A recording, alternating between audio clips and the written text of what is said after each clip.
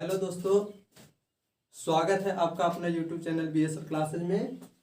आज आपके सामने हम उपस्थित हुए हैं रिप्रोडक्शन का दूसरा क्लास लेकर यहाँ पर, जिसमें आपको निषेचन के बारे में बताया जाएगा।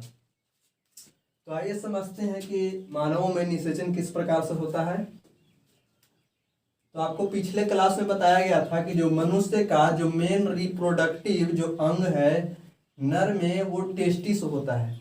अगर इस टेस्टिस को निकाल दिया जाए तो जो अट्रैक्शन यानी कि खिंचाव जो पैदा होता है किसी के प्रति, वो नहीं होगा, क्योंकि यही टेस्टिस है जिससे मनुष्य में आकर्षण होता है, खिंचाव होता है। तो आपको बताया गया था टेस्टिस की संख्या 2 होती है। इस टेस्टिस जो ही है रिप्रोडक्शन का यानी कि जनन का जो मुख्य अंग है। तो इससे जो स्पर्म निकलते हैं, स्पर्म का फिगर यहाँ बनाए हुए हैं, इस तरीके से स्पर्म रहता है। और ये जो है ये इस स्पर्म का टेल है। यही टेल जब आगे पीछे करता है तो यह स्पर्म जो है आगे की ओर भागता है। इस स्पर्म में माइटोकॉन्ड्रिया होता है जो इसको एनर्जी देता है, ऊर्जा देता है।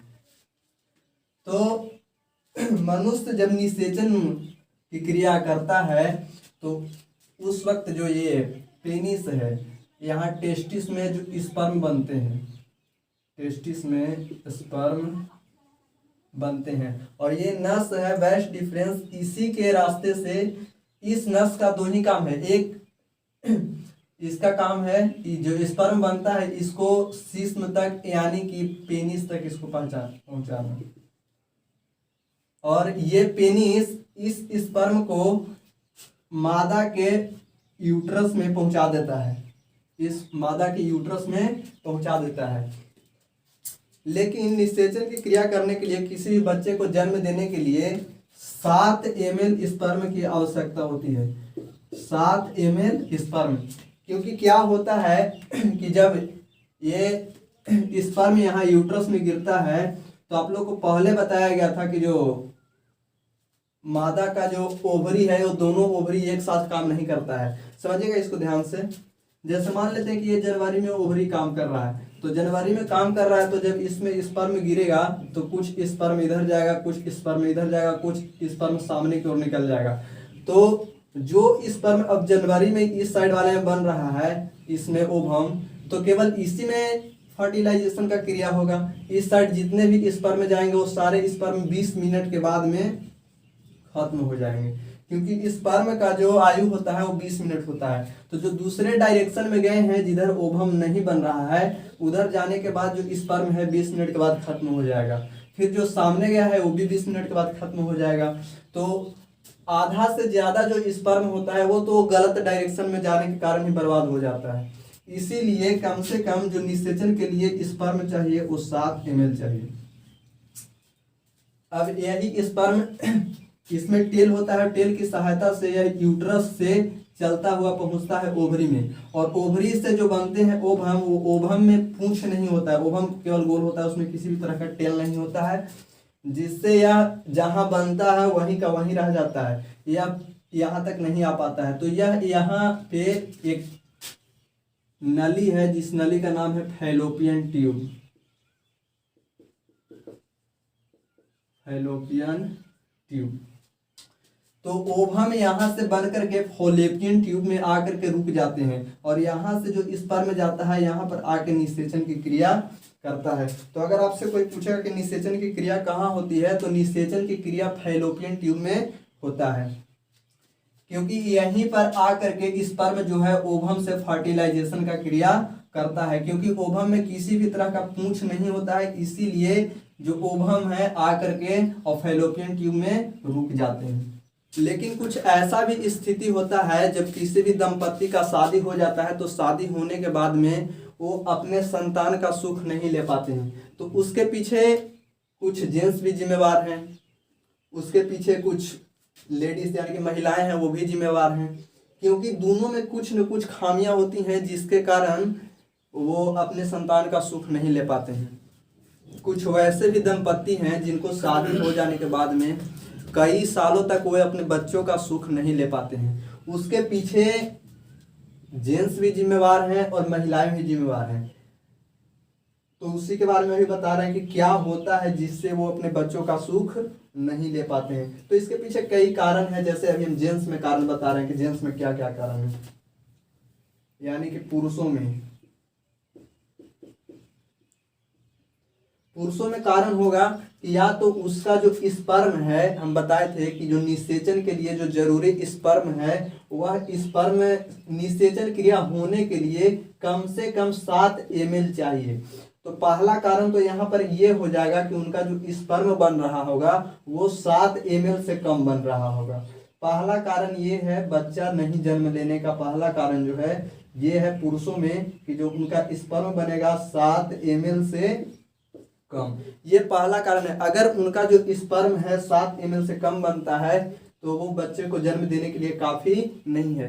क्यों काफी नहीं है? आपको बताया गया था कि जो स्पर्म है वो 70-80% स्पर्म तो बर्बाद हो जाता है गलत डायरेक्शन में जाने के कारण, क्योंकि महिलाओं का जो ओवरी है दोनों एक साथ काम नहीं करता है, केवल एक ही ओवरी एक बार में काम करता है। तो गलत दिशा में जाने के कारण जो स्पर्म है वो 7 ml से में सबसे ज्यादा तो बर्बाद हो जाता है। इसीलिए कम से कम निषेचन के लिए जो स्पर्म आवश्यकता है वो कम से कम 7 ml। दूसरा कारण है पुरुषों में कि जो स्पर्म बन रहे हैं, अगर उसमें ये जो स्पर्म के पीछे वाला जो टेल है, यही टेल जो है यूट्रस में, क्योंकि पेनिस जो है, पेनिस ये तो स्पर्म को यूट्रस में ही छोड़ देता है, महिलाओं के यूट्रस में ही। तो यहाँ से इसी टेल की सहायता से ये जो स्पर्म है जाता है ओवरी यानी कि ओवम के पास में, फैलोपियन ट्यूब में, यहाँ से चल करके। तो अगर इसमें पूंछ नहीं बनेगा तो यहाँ से जो यूट्रस में जो स्पर्म जाएगा वो यहीं पर रह जाएगा, क्योंकि इसमें पूंछ न रहने के कारण यहाँ से कहीं चल नहीं पाएगा, क्योंकि यही इसको गति देता है। जब ऊपर नीचे होता है तो ये जो पूंछ है इसको आगे बढ़ने में इसको मदद करता है। तो दूसरा कारण है कि जो स्पर्म बनेगा उसमें टेल का नहीं बनना। तो जब टेल नहीं रहेगा, इस स्पर्म में पूंछ नहीं रहेगा, तो भी यह बच्चा को जन्म नहीं दे सकता है। ये कुछ कारण था जो पुरुषों में था। अब महिलाओं में कारण क्या है? महिलाओं में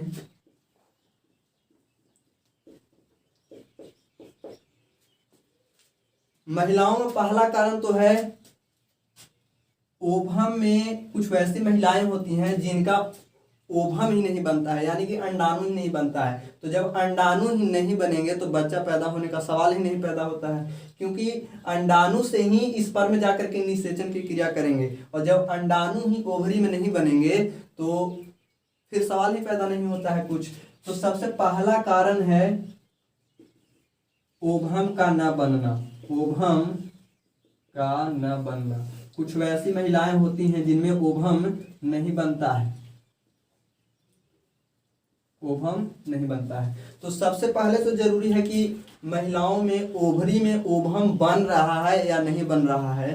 तो सबसे जरूरी है पहले ओवम का बनना। तो जब ओवम नहीं बनेगा तो उसमें बच्चे को जन्म नहीं दे सकते हैं। दूसरा कारण जो महिलाओं में है, किसी किसी महिला का जो फैलोपियन ट्यूब है, क्योंकि निषेचन का क्रिया यहीं पर होता है, यहीं पर ओवम इंतजार करता है किसका? स्पर्म का इंतजार करता है। स्पर्म यहाँ से जा करके इसी से फर्टिलाइजेशन की क्रिया करता है फैलोपियन ट्यूब में। तो किसी किसी महिलाओं का क्या होता है, जो फैलोपियन ट्यूब है इतना पतला रहता है कि इसमें स्पर्म नहीं जा पाता है। किसी किसी महिलाओं का, ध्यान से समझिएगा, किसी किसी महिलाओं का ये जो फैलोपियन ट्यूब है पतला रहता है, जिसके कारण इसमें स्पर्म नहीं जा पाता है।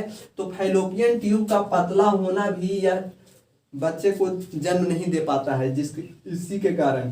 तो दूसरा कारण ये है फैलोपियन ट्यूब